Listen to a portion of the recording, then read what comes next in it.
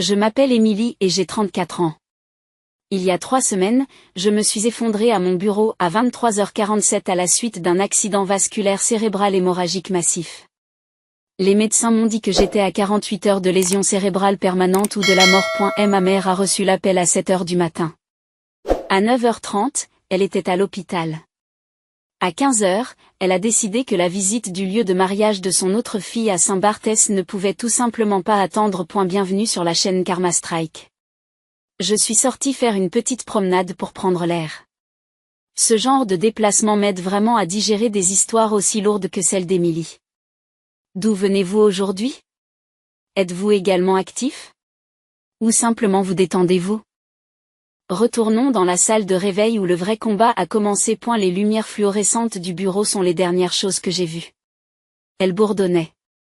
Un bourdonnement bas et électrique qui correspondait à la vibration de mon crâne. Dans la Silicon Valley, nous n'appelons pas cela du surmenage. Nous l'appelons le grain. Nous appelons cela la perturbation. J'étais le directeur des opérations d'une start-up licorne sur le point d'être introduite en bourse pour 12 millions de dollars. 40 employés comptaient sur moi pour terminer l'audit. Mes propres options d'achat d'actions, d'une valeur de 280 000 dollars, devaient être acquises dans moins de 2 semaines. Il ne me restait plus qu'à survivre 11 jours de plus. Mais mon cerveau avait d'autres projets. Il a décidé de démissionner avant l'entreprise. À 23h47, un vaisseau dans ma tête a tout simplement lâché. À un moment donné, je regardais une feuille de calcul. Analysant les 350 000 dollars que j'avais versés à ma famille au cours des 7 dernières années. L'instant d'après, l'écran n'était plus qu'un bruit blanc. J'ai tendu la main vers mon téléphone pour appeler à l'aide, mais j'avais l'impression que mon bras appartenait à un mannequin. Lourd. Froid. Inutile.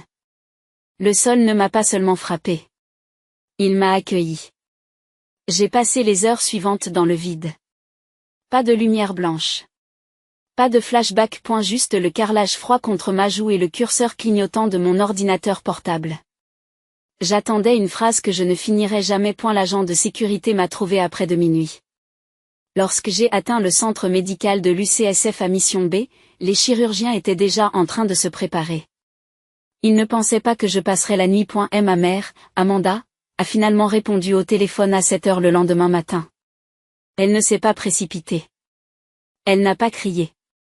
D'après les infirmières, sa première question ne portait pas sur mon taux de survie. Et il s'agissait de savoir si j'avais ma carte d'assurance dans mon portefeuille. Elle est arrivée à 9h30, accompagnée de mon beau-père, Jason, et de ma jeune sœur, Madison. Ils ne sont pas restés longtemps. L'infirmière de l'unité de soins intensifs m'a dit plus tard que la chambre était encombrée par leur impatience, et non par leur chagrin. Madison se tenait près de la porte, serrant son sac à main de marque, un sac que j'avais payé il y a 6 mois comme cadeau pour un entretien d'embauche, et se plaignait que l'odeur de l'hôpital lui donnait la nausée. À 15h, alors que j'étais encore profondément inconsciente. Ma mère a dit aux chirurgiens en chef qu'ils avaient un vol à prendre. Elle leur a dit que j'avais toujours été la plus forte et qu'elle était sûre que je voudrais que ma sœur ait sa journée spéciale. Puis elle est partie. Le silence de la salle de réveil a été mon seul allié. Je n'ai pas pris de mouchoir en papier pour essuyer les larmes qui n'étaient pas là. Au lieu de cela, j'ai attrapé mon smartphone. Après la neurochirurgie, j'avais l'impression que mes doigts étaient enfermés dans du plomb, qu'ils étaient lourds et qu'ils ne coopéraient pas. J'ai donc appuyé sur l'icône du microphone. Annuler toutes les autorisations de carte secondaire, ai-je ordonné, ma voix étant un râle creux et clinique. Confirmer l'annulation pour la carte se terminant par 4492. C'était celle d'Amanda. Confirmer l'annulation de la carte se terminant par 8011. C'était celui de Madison. En 2 minutes, j'avais sectionné les artères numériques qui faisaient battre leur rythme de vie. Ensuite, j'ai navigué jusqu'à mes paiements récurrents, 1600 dollars chaque mois. Le loyer du nid de banlieue de mon beau-père Jason et d'Amanda. J'ai cliqué sur supprimer. Je n'ai pas demandé pourquoi. Je n'ai pas hésité. Ce n'était pas un choix émotionnel. C'était une optimisation nécessaire. J'ai ouvert mon espace de stockage sur le cloud et j'ai sorti le fichier que j'avais intitulé « La dette ». Il s'agissait d'une simple feuille de calcul, mais c'était l'œuvre littéraire la plus coûteuse que j'ai jamais écrite. 7 ans d'archives. J'avais été l'investisseur silencieux de leur version de la famille, fournissant le capital d'une entreprise qui n'avait jamais eu l'intention de faire des bénéfices pour moi. J'ai fait défiler les paiements de la voiture de Madison, ses frais de scolarité et le sac de marque qu'elle prétendait être essentiel à sa carrière d'influenceuse. Je me suis arrêtée sur la somme finale en bas de la colonne, 350 000 $. J'y suis restée assise dans la pénombre. La lueur bleue de l'écran illuminant les tubes dans mon bras. J'ai alors réalisé que ma compassion avait été un luxe qu'ils avaient surestimé pendant des décennies. Pourquoi l'avais-je permis? Je voyais clairement le mécanisme maintenant. C'était le piège de la cruauté normalisée. Dans l'esprit d'Amanda, je n'étais pas une fille. J'étais une erreur biologique datant de 1992 qu'elle avait décidé de monnayer. Pour elle, ma survie était une évidence, mais mon utilité était ma seule qualité rédemptrice. Elle avait passé 30 ans à me conditionner pour me faire croire que l'amour était un service par abonnement, et que c'était moi qui devais payer la facture. Si je n'étais pas utile, j'étais invisible. Si je ne payais pas, je n'étais pas à ma place. Mais ce contrat était nul et non avenu. Il avait été écrit par une enfant qui ne connaissait pas sa propre valeur. Et il avait été signé avec le sang d'une attaque qui aurait dû m'achever. J'ai regardé à nouveau le registre des visiteurs et le nom de Harrison. Un inconnu m'avait donné plus de respect en s'asseyant sur une chaise en plastique dans le couloir pendant 3 heures que ma mère ne m'en avait donné dans toute ma vie. Et ma tête me lançait. Un rappel aigu et rythmé de l'opération. Mais la douleur était gérable. Ce n'était rien comparé au poids de 350 000 $ d'affection volée. J'ai fermé l'ordinateur portable. L'audit était terminé. Je n'étais pas seulement en train de recouvrer la santé. J'étais en train de reprendre ma vie aux personnes qui m'avaient traité comme un guichet automatique avec un battement de cœur. Je me suis adossée aux minces oreillers de l'hôpital et j'ai attendu. Les cartes allaient bientôt commencer à décliner. Le champagne sur le yacht se transformerait en vinaigre dès qu'ils se rendraient compte que leur vache à lait avait enfin quitté l'étable. La première vibration a frappé ma table de nuit à 4h02 exactement. C'était la pulsation frénétique et irrégulière d'un système en panne totale. Je n'ai pas eu besoin de regarder l'écran pour savoir ce qui se passait. Barthès, le soleil était probablement en train de se coucher. Le vin cher coulait à flot et Amanda essayait probablement de régler un dîner de 5 000 $ avec une carte qui n'existait plus. J'ai décroché le téléphone. Mes doigts étaient encore raides à cause de l'opération, mais mon esprit fonctionnait à plein régime. J'ai appuyé sur le bouton de lecture du premier des 16 messages vocaux non lus. La voix d'Amanda ne ressemblait pas à celle d'une mère. Elle ressemblait plutôt à celle d'un actionnaire qui voit le cours de ses actions s'effondrer. « Émilie, qu'est-ce que tu as fait ?» a-t-elle crié, sa voix se mêlant au bruit du vent et du luxe en arrière-plan. Je suis au restaurant avec l'organisateur du mariage de Madison et le gérant me regarde comme si j'étais une criminelle. Les 2 cartes ont été refusées. Avez-vous la moindre idée de l'embarras que cela représente? Règle ça tout de suite. Je sais que tu es réveillé. Arrêtez de jouer à ces jeux pathétiques et transférez 50 000 $ immédiatement. Je l'ai effacé et je suis passé au suivant. Cette fois, c'était Madison. Sa voix était aiguë, empreinte de la fureur que seuls 350 000 $ d'existence subventionnée peuvent acheter. Tu n'es qu'une enfant ingrate, Émilie, a-t-elle craché. C'est mon voyage de noces. C'est censé être le moment le plus heureux de ma vie, et tu essaies de le saboter parce que tu es amère. Ce n'est pas parce que tu as eu un petit souci de santé que tu as le droit de tout gâcher pour moi. Tu es un monstre. Un petit problème de santé? C'est ainsi qu'ils ont qualifié un accident vasculaire cérébral hémorragique et une opération cardiaque d'urgence. Pas une seule fois. En 16 messages, ils m'ont demandé si je pouvais parler. Si je pouvais bouger mon bras ou si les médecins m'avaient donné un calendrier de rétablissement. Ils ne me considéraient pas comme une patiente. Ils me considéraient comme une source de revenus défectueuse. Je me suis frotté l'arête du nez, sentant la clarté froide des cliniques s'installer plus profondément dans mes os. Cette fois, ce n'était pas un bruit. Il s'agissait d'un audit. J'ai alors réalisé que ma compassion avait été un luxe qu'ils avaient surestimé pendant des décennies. Ils n'étaient pas choqués par ce qu'ils m'avaient fait, me laissant mourir pendant qu'ils sirotaient des cocktails. Ils étaient seulement choqués que j'ai cessé de jouer le jeu. J'ai reposé le téléphone sur la table de nuit, face contre terre. Le silence qui régnait dans l'unité de soins intensifs était bien plus honnête que le bruit provenant de Saint-Barthès. Ils étaient au paradis. Mais la facture était enfin arrivée à échéance et ils n'avaient pas le capital nécessaire pour la payer. Dans mon monde. Lorsqu'un actif devient un passif, on liquide. Je n'étais plus leur fille. J'étais la personne qui allait leur montrer exactement ce qu'il en coûte de vivre une vie bâtie sur le sang de quelqu'un d'autre. J'ai fermé les yeux et j'ai écouté le bip régulier et rythmé de mon moniteur cardiaque.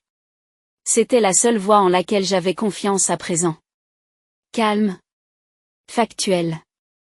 Létal. Et la porte de ma chambre s'est ouverte dans un doux sifflement pneumatique.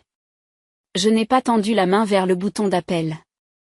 Je n'ai pas senti mon rythme cardiaque s'accélérer. J'ai simplement regardé. Un homme est entré. C'était la silhouette du registre des visiteurs.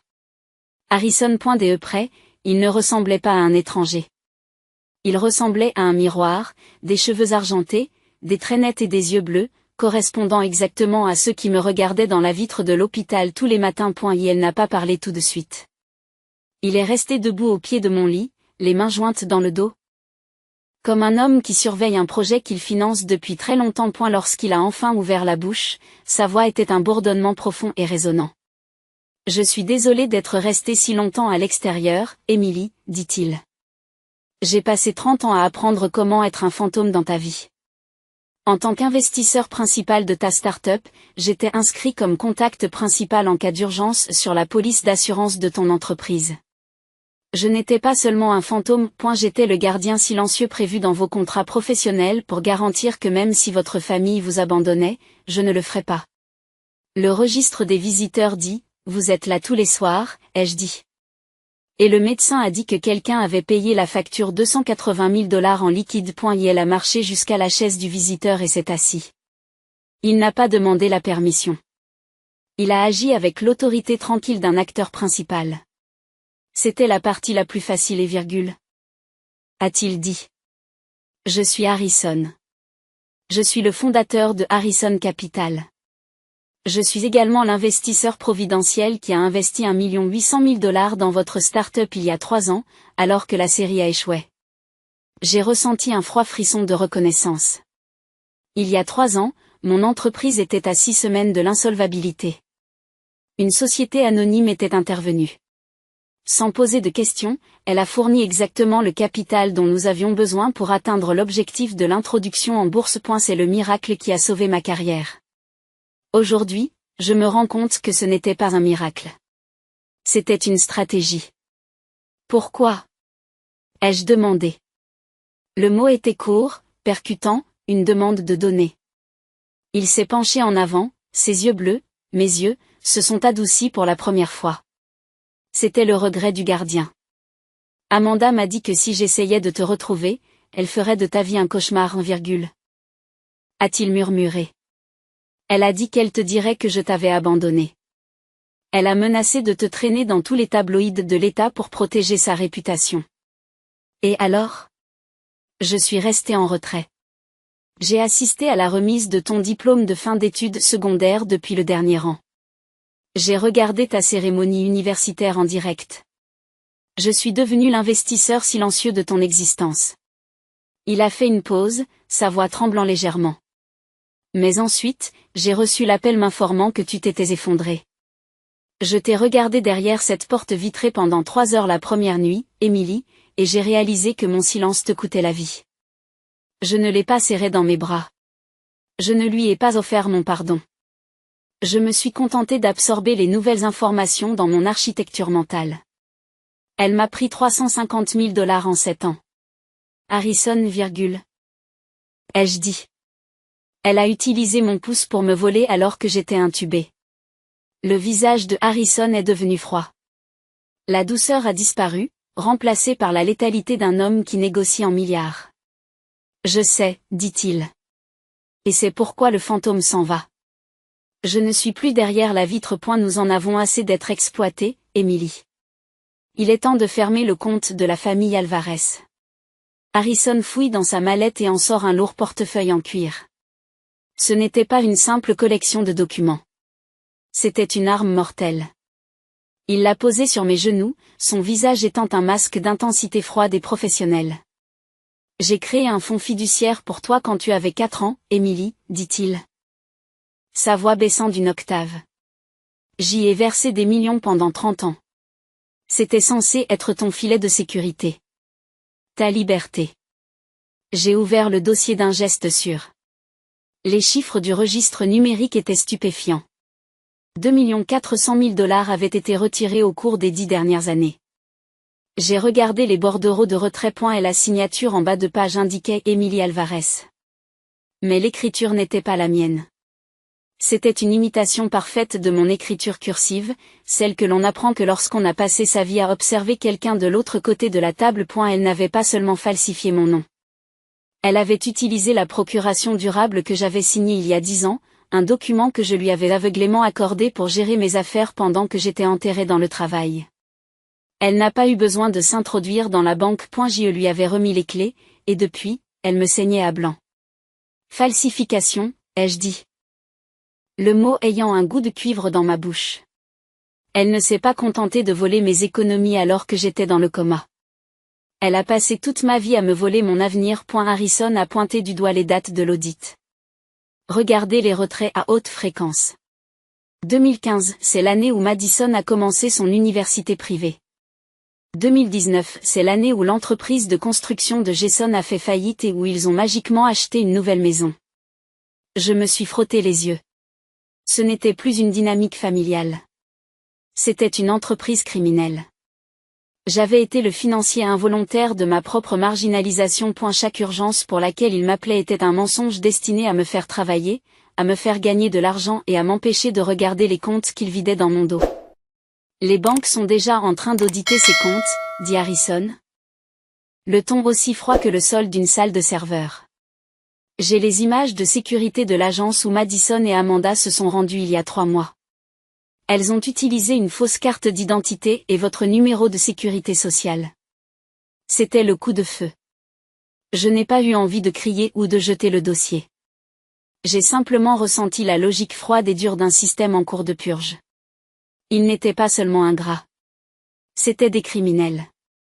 Dans le monde de la logistique et de la logique, un fichier corrompu doit être supprimé. Un mauvais actif doit être radié. Ma mère n'était pas un parent. C'était une prédatrice. J'ai regardé Harrison. Votre équipe juridique.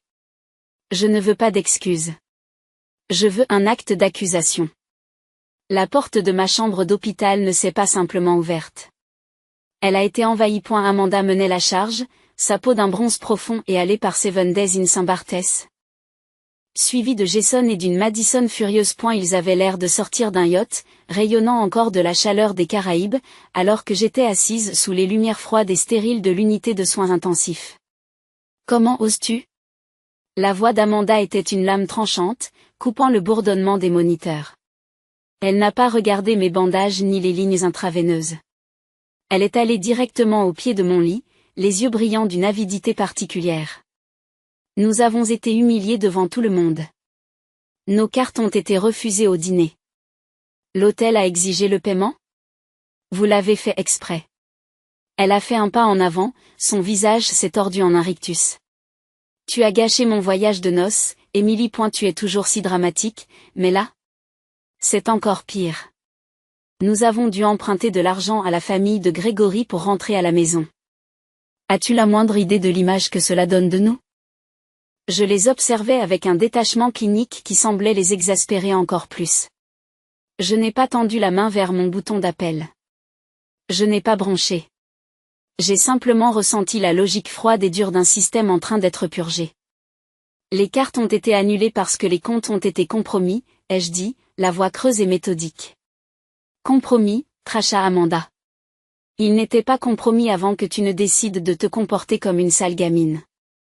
Ils ont été compromis quand tu as pris le pouce d'une femme inconsciente et que tu l'as utilisé pour authentifier un transfert de 100 000 $ alors qu'elle luttait pour sa vie. J'ai dit cela, les mots tombant comme des poids de plomb. Et la pièce est devenue silencieuse. Le visage d'Amanda a vacillé. Un bref moment de culpabilité qui a été immédiatement enterré sous une couche de défi. J'ai fait ce que je devais faire pour ta sœur. Tu as toujours beaucoup d'argent. C'est alors que la chaise dans le coin a grincé. Harrison, mon père, se leva. Il était resté dans l'ombre, observateur silencieux de la dernière prestation de la famille Alvarez. Amanda s'est figée. Le bronzage de son visage sembla se transformer en cendre en l'espace de quelques secondes. « Harrison » murmura-t-elle, sa voix se brisant comme si elle voyait un fantôme. « Bonjour, Amanda » dit Harrison d'un ton aussi fatal et précis qu'une frappe chirurgicale. Il s'avance et pose le portefeuille en cuir sur le lit qui nous sépare. « Je crois que vous connaissez ces bordereaux de retrait. Ceux qui portent la signature falsifiée d'Emily et que vous avez utilisés pour vider le fonds d'affectation spécial que j'ai créé pour elle il y a 30 ans. » Madison et Jason se regardent l'un l'autre, confus. Mais la terreur qui se lit sur le visage d'Amanda dit toute l'histoire. L'homme qui se tient derrière Harrison n'est pas un simple assistant. C'est un notaire ambulant. Vous avez exactement 60 minutes pour signer ces reconnaissances de dette et le transfert d'actifs avant que nous n'appelions le FBI pour signaler une décennie de fraude électronique et d'usurpation d'identité. Ce n'est pas une demande, mère. C'est un accord de plaidoyer préventif. Tu ne peux pas faire ça, a réussi à s'étouffer Jason. Je l'ai déjà fait, ai-je répondu. Le renversement de pouvoir est terminé. L'équipe juridique d'Harrison se tient juste derrière cette porte. Si tu ne signes pas, Amanda ira en prison pour falsification et vol d'identité avant la fin de la journée. Madison, tu seras complice. Amanda a regardé les papiers, puis l'homme qu'elle avait contraint au silence par le chantage pendant 3 décennies. Enfin, elle a regardé sa fille, qu'elle avait traitée comme une source de revenus défectueuse. Nous avons saisi le stylo d'une main tremblante. L'abonnement de la famille Alvarez avait finalement expiré. Je suis sorti du centre médical de l'UCSF à Mission B un mardi après-midi. L'air de Palo Alto était vif, pour la première fois en 34 ans, je n'avais pas l'impression de respirer pour 4 autres personnes. Je n'ai pas regardé les murs de verre de la chambre 412 ni les fantômes de la famille que j'avais finalement éliminés de ma vie. Et la voiture de Harrison attendait sur le trottoir. Nous n'avons pas beaucoup parlé pendant le trajet. Nous avions 32 ans de silence à combler, mais nous commencions par le présent. J'ai signé les documents finaux de l'introduction en bourse à partir de mon ordinateur portable sur la banquette arrière. Mes options d'achat d'actions ont été acquises pour un montant de $280 000. Mais le véritable bénéfice n'était pas financier. Il s'agissait de la propriété absolue de mon propre avenir. Et la justice n'est pas toujours un coup de marteau dans une salle d'audience. Elle n'est que la conséquence naturelle d'une vie bâtie sur le sang de quelqu'un d'autre.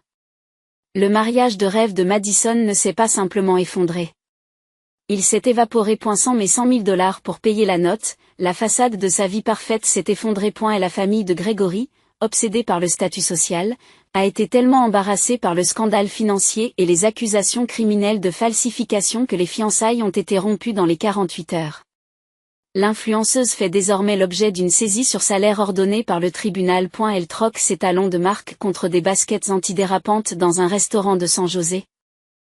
Et voit la plupart de ses pourboires disparaître avant même d'arriver sur son compte en banque pour satisfaire le jugement des $350 000 qu'elle a contribué à consommer. Amanda et Jason ont été expulsés de la maison qu'ils pensaient posséder dans les 30 jours.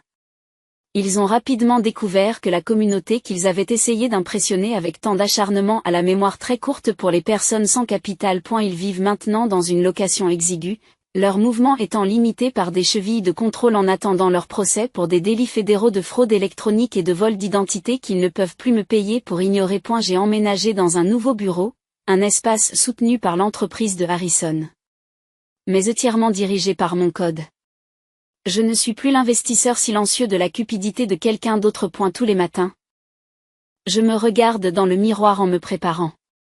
Je vois la légère ligne argentée de la cicatrice chirurgicale sur ma tête. Ce n'est plus la marque d'un effondrement. C'est une médaille de la liberté. Elle me rappelle que j'ai survécu à l'accident vasculaire cérébral, plus important encore, que j'ai survécu aux personnes qui l'ont provoqué. Je me suis rendu compte que le sang est une donnée génétique, mais que la famille est un choix moral.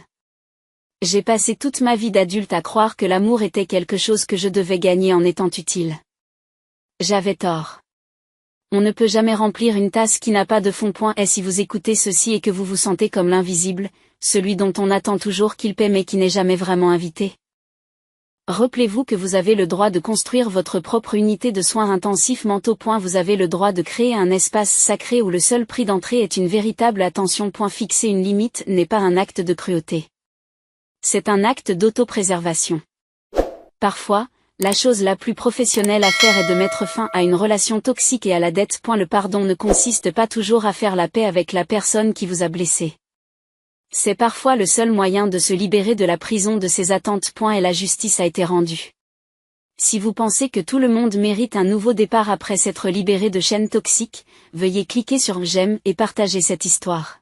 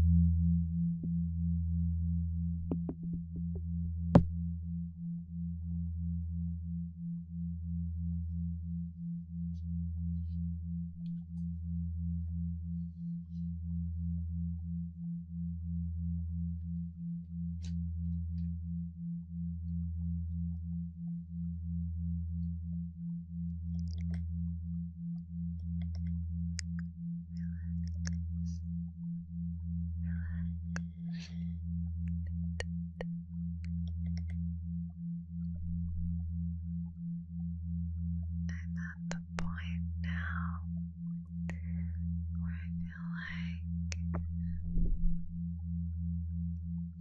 I could fall asleep at my desk. My brain is officially complete mush.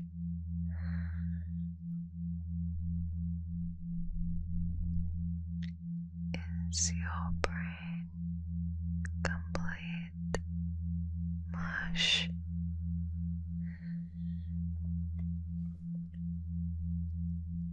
Complete mush. Yeah, you're not alone.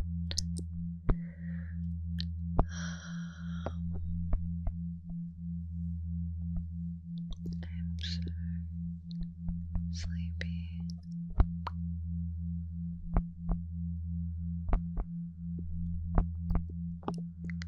So sleepy.